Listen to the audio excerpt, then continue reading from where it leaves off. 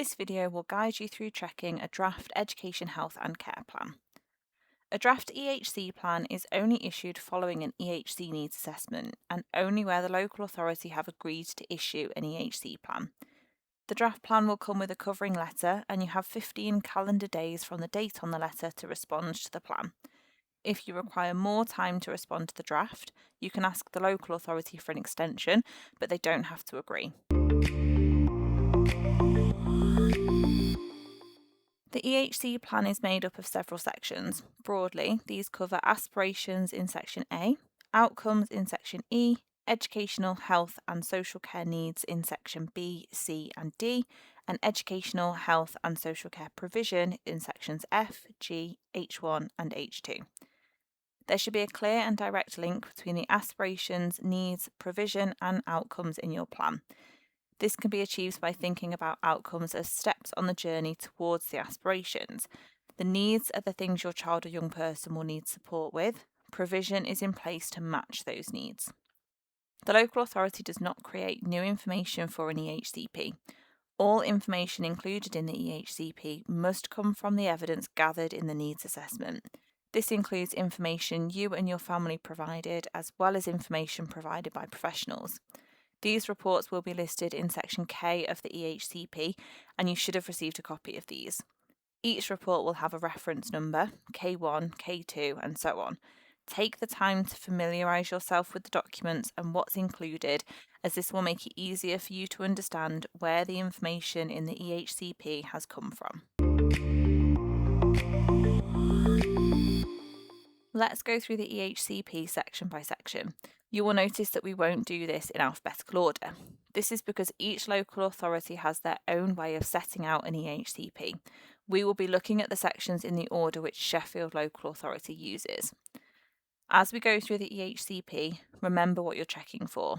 You need to check that all the information in the EHCP has come from one of the reports in section K, and that all of the information in the reports in section K has been reflected in the EHCP.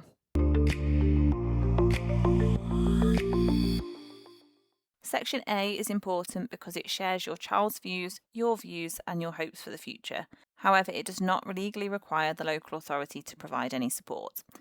If there is any information on your child's needs and the support strategies they require, make sure these are also written in sections B to H, as these sections carry legal duties and are more likely to ensure the support is provided.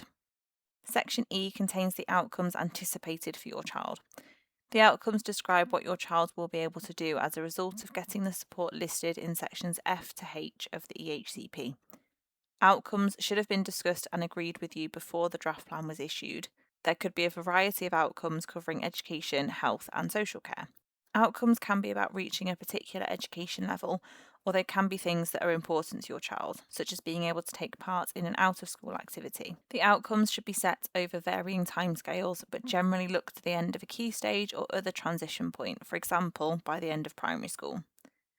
The outcomes should be measurable and achievable and should be specific. So look for any vague outcomes such as will become more independent or will continue to make progress in English and maths. In Sheffield, section B begins with your child's primary need and will sometimes include a secondary need. Not all children will have a secondary need, so don't worry if this has been left blank. The local authority have a list of needs to choose from, and the decision should be based on information in the section K documents. Section B is split up into 5 areas of development. Your child's strengths and difficulties in each area of development should be specified. The 5 areas of development are communication and interaction. This includes speech and language difficulties, such as difficulties forming speech or understanding speech. It also includes social communication difficulties, such as autism. Cognition and learning. This covers any learning difficulties or disabilities, including specific learning disabilities such as dyslexia. Social emotional mental health, or SEMH. This covers difficulties managing behaviour or regulating emotions. Physical and sensory needs. This covers any physical disabilities or sensory impairments, such as a hearing impairment or a vision impairment. And finally, independence and self-care. How independent your child is and what tasks they can do for themselves. Each area should include your child's strengths. This is the things they can do. For example, Jane can count to 5. It's important to include information about your child's strengths in their EHCP, so try not to remove these parts of the plan unless they've made progress. For example, you might change Jane can count to 5 to Jane can count to 10. Each area should also include information on your child's needs. This is the things they find difficult. For example, Jane finds it difficult to put numbers in order. For each need that is listed in section B, there should be a matching provision set out in section F.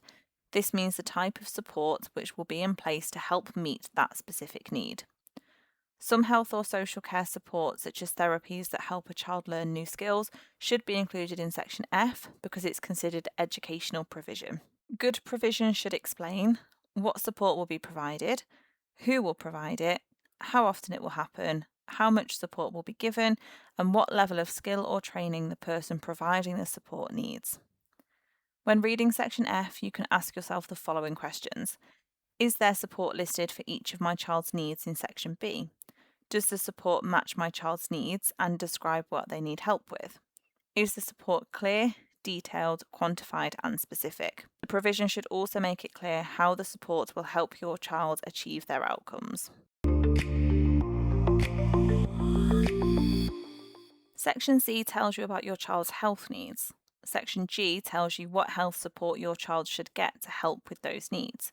For every health need listed in section C, there should be support written in section G. If the provision helps the child learn, access education, or achieve educational outcomes, it should be included in section F. Ask yourself, what health needs does my child have? What support has been put in place to help? Is the plan clear about who will provide the support, how often, and for how long? Sections C and G may be left blank if your child or young person has no health needs that impact on their special educational needs. Section D tells you about your child's social care needs, and Section H tells you about the social care provision they require. Section H is split into two sections. H1 is any social care provision that must be made for the child or young person under the age of 18. This includes things like help in the home, help for a holiday, or any leisure facilities. Section H2 is any other social care provision required related to their special educational needs. This could include things like a child protection plan or residential short breaks. Section H is particularly important where young people require support in order to achieve as much independence as possible in adulthood. Some young adults may have a mixed package of educational and social care support. Section I describes the type of educational placement where your child's needs can be met. This will either be mainstream or special, and the name of a specific educational placement. In a draft EHCP, this section must be left blank. This is because you will be able to request an educational placement for your child or young person. With an EHCP, you can request a mainstream school, a special school, or an integrated resource. The local authority must do a consultation with any schools that you request. This means they will send them a copy of your child's EHCP and they will tell the local authority whether or not they are able to meet your child's needs.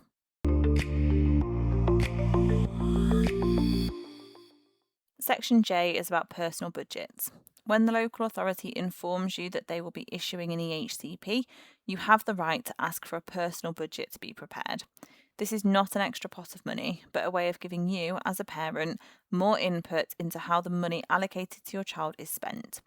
A personal budget can only be used for delivering some or part of the provision specified in Part F of an EHCP. Once you have sent your representations to the local authority, they may issue a final EHCP with all or some of the changes you have asked for, issue an unchanged final EHCP, make changes of their own, and reissue the plan in draft form. If you're not happy with the final EHCP, there are certain sections which can be appealed.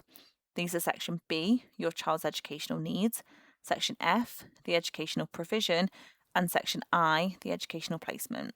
There is more information about your rights in the video description.